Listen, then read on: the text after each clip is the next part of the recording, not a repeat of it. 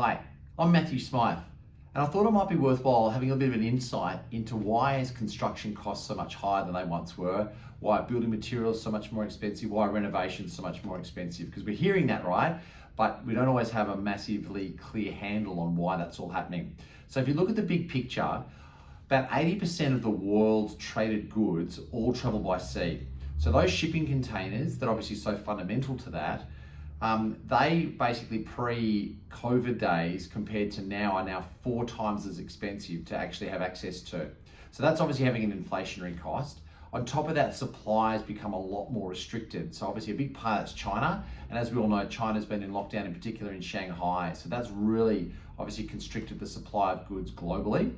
And then if you add to that, the actual cost of labor. So in Australia, going back to sort of pre-COVID days, on all the construction sites and on a lot of the renovations that you were doing, you would typically have Irish chippies, for example, who were doing a lot of the labor on the sites. You'd have Korean tilers. A lot of those people all went home during the lockdown, so they're not here anymore. So we don't have that huge supply of labor that we once had that were doing a lot of those tasks.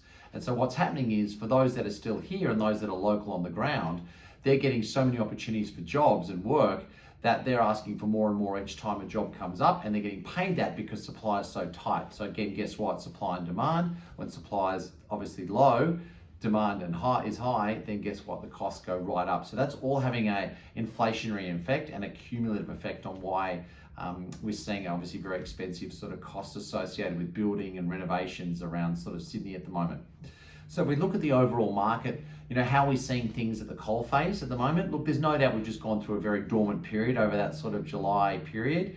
A lot of people went away, a lot of buyers weren't around, and therefore obviously the market really slowed down with a few interest rate increases. What's going to change over the next 6 months? Probably not a lot. There'll be a bit more stock coming into spring. And I always say that if you're a buyer and you're looking to sort of wait for the bottom of the market, then look, we're not there yet. But when the bottom of the market comes, whether it's in 6 months or 9 months, will the property be there that you love? So I'd say just caution any, desire to try and buy the cheapest property or at the cheapest price with getting a property that you may not love so much. And I think, look, the one thing that I see coming forward is that at the moment, interest rates are obviously on a trajectory a long way north. We're going to see a lot of interest rate increases between now and Christmas to curb inflation. But once they do obviously start to get that sort of more aligned, I think what you'll see is then the property market flattening out very quickly. And that will also potentially even lead to maybe a bit of an increase. But I don't think that's going to happen for about 12 months or so from now. So hopefully that gives you a bit of an overview on what's happening with construction costs and the property market locally around July heading into August. And I'll keep you updated next month as well.